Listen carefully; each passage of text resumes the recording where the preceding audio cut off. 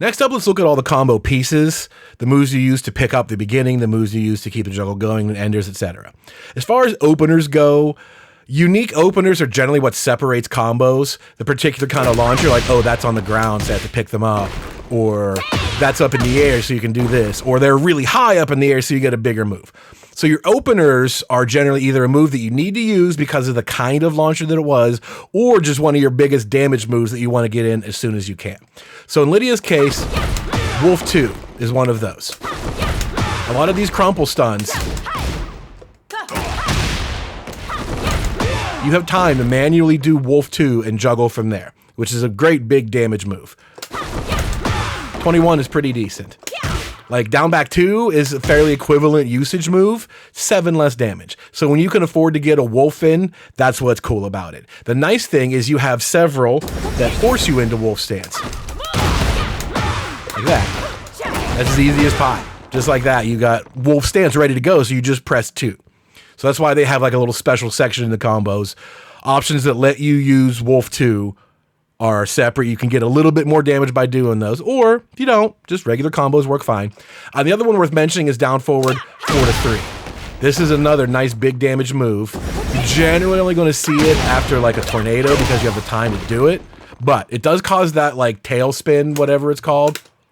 I don't know what his name is. If you can get that early on because the damage is really good. So you're going to see this a lot. That's 40 damage right away in the first 2 hits. So that's kind of it for openers. The Stalking Wolf 2 is good because of the damage and its functionality, and down forward 3 where possible. Other than that, you can do whatever you want for combos. Like I said, there's not too many varieties. There's just the regular up in the air, and there's the crumple stuns. So you don't need specific moves to start the combo. You can use pretty much whatever you want. Whatever set you're comfortable with, good to go. So some of your combo extenders, the pieces we're going to be using, I mentioned down back 2. This is a really good one. Hits very low to the ground. Nice juggle property. Good for using. Back 2, 3. Also pretty utilitarian. Starts with a high, so you can't do it super late in combos most of the time. This also has a just frame input. You can see the blue sparks. You get bonus damage for doing it. Not necessary, but if it comes out, it comes out. It's 2 damage for free. Next up is forward 2 into horse 2. This little sequence will be blue in all the combos from here on out. I'll just call it the blue sequence. Forward 2, horse 2. The stance is automatic. You don't have to bother doing anything. So forward 2 and press 2. This is a sequence you see everywhere. Also has the input. If you input it as running 2, you get blue sparks and you get bonus damage, right? So again, if you can learn how to do that, great. You're only going to be able to do that in the beginning of most combos, like using the tornado, for example. Much easier to do running 2 because you have the time to do it. As far as juggles like this, doing that running 2 is really hard, but it's possible in a lot of cases. So you don't have to worry about these inputs. They're just 1 or 2 damage, but if you get them, you get them. So forward 2, the horse 2, the blue sequence is very important. Next up, what we'll call the red sequence is down forward 2, which goes into cat stance, then cat 4, which is a low hit that goes into wolf stance, and then wolf 2. Just like that. You don't actually control the stances again. These are all automatic. So you can just do down forward 2, 4, 2. That's it. And you get that sequence. That's going to be the red sequence. So those are the bulk of what you need. You can use, down forward 1s and jabs and all kind of other stuff in combos, but it's not really necessary.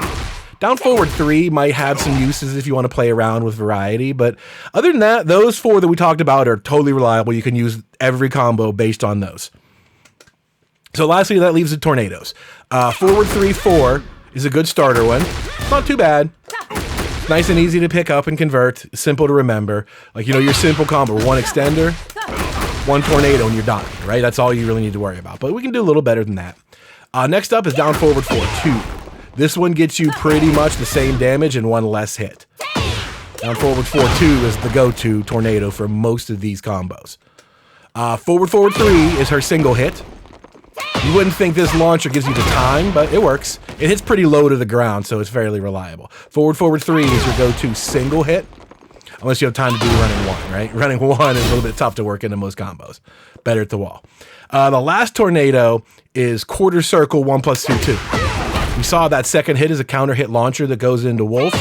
That's also true in combos, right? After the tornado, she's in wolf stance for better or for worse. So again, we'll talk about how that works to your advantage and how it works against you. But those are your tornadoes. So that's kind of all you need. The red sequence or the blue sequence, and down forward 4-2. That's like 90% of your combo stuff. They're very simple. And once you learn like a few little tricks about their timing, you're good to go. Pretty much every combo works the same way. Last up, combo enders. I want to talk about 4 variations. Enders A, B, C, and D. Some are easy and some are definitely hard. The easiest one, Ender A, is back 3-4, 1+2. Can't get any easier than this. You can use it on any combo you want to, long or short.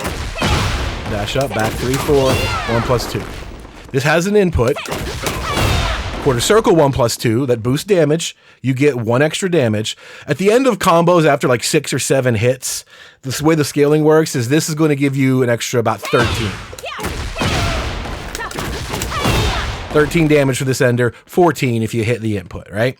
That's Ender A, universal and simple. Ender B is a similar string, quarter circle 2-2, 1+2, looks like that. Slightly different timing, but works just the same. The difference here is the inputs for this move are insane. Let's take a look at it in the move list. 76, Blossom Fury. So you can see the regular input is just a quarter circle, 2-2, 1+2. That's not so bad. But look at the advanced input. Double quarter circle, back, forward, forward. So just the string by itself is going to give you 16 damage at the end of your combo. Back 3-4, 1+2 is giving you 13. Quarter circle 2-2, 1+2 is giving you 16. However you can nail the inputs, that goes up to 19. Goes like that. Her voice changes at the last hit and you got blue sparks. There's a blue spark on the first one. Double quarter circle forward 2 makes that 18 damage instead of just 14, right? And then once you do the first one, it enables the second one, which does way more damage. So that one, all you have to do with the screw attack is just do it. You're usually close enough. Maybe you want to dash sometimes, but that string gives you 16 damage up to 19, which actually makes it the max damage Ender. Ender B. It's just the hardest one to do. Ender C is a little bit different. Ender C looks like this. After the tornado, you do horse 3. You have plenty of time to go into horse stance and do 3, which causes the aerial tailspin thing. And then from that, you have one last chance to pick them up. Forward, 4-3. Does the damage. That actually regenerates health. That's one of her moves that's powered up by Heaven and Earth, and it recovers her health when you hit with that last animated punch at the end. So that's a nice bonus to do damage and get your health back. This is going to do 17 damage. Not quite as much as Ender B, but I think it's a lot easier. You generally have time to do it after any long combo you can think of, right?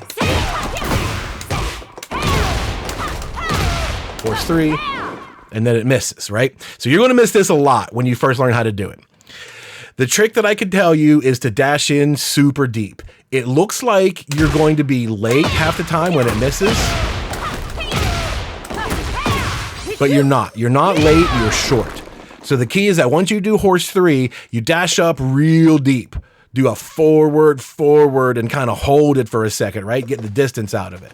Like you can do forward like that, right? And it barely has any motion. Or you can do forward and get a dash. The dash is what you want. That's the trick to hitting that move, is to cover the distance.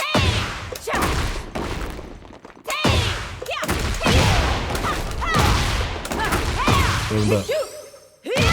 So that's a pretty good one too. That's 17 damage for Ender C. Relatively easy again. Ender D is the same thing, but instead of horse 3, it's down forward 4-3.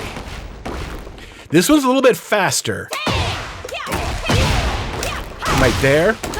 But picking it up is a million times harder to me. The same dash deep tip doesn't work. I cannot figure this out to really save my life. I can't find a trick to do it. You want to try to like tag his feet right as he hits the ground there. I can't figure it out. It's not reliable to me. I hate it, but it does exist. That's 18 damage. So that's only 1 point damage more by doing horse 3. Down forward 4-3 adds 1 more point of damage. Not necessarily worth it in my opinion, but it's there. If for some reason you can nail that and it's comfortable, go for it. Otherwise, I think Ender C is way more reliable at the cost of 1 measly little damage. So all in all, Ender B is the most damage, but it is the hardest. because not only do you have to do the just inputs correct, you might have dash up. So dash up, double quarter circle, forward 2 is going to be tricky in some cases, but it's there. Once you get used to doing it, I would personally focus on doing that ender without the inputs. Just learn how to do single quarter circle 2, and then go from there. All right, just do that part, get used to that, and then finish it off. Then you can learn your inputs and get 3 more bonus damage, which puts you over the top. The last thing to talk about would be some mix-up situations. One of the cool things you can do for wake-up pressure instead of damage is do the same horse 3, then do forward, forward 2. Forward, forward 2 is going to leave you in horse stance, and you have time to tap forward to go into wolf stance. So you can land right on top of them.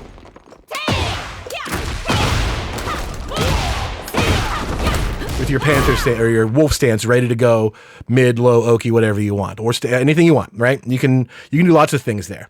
So you can basically trade off your final hit damage for a little bit of pressure by just doing ender C and replacing it with running 2 and your stances. So those are kind of cool too. You can keep them guessing with a lot of that stuff instead of just maximizing damage every time.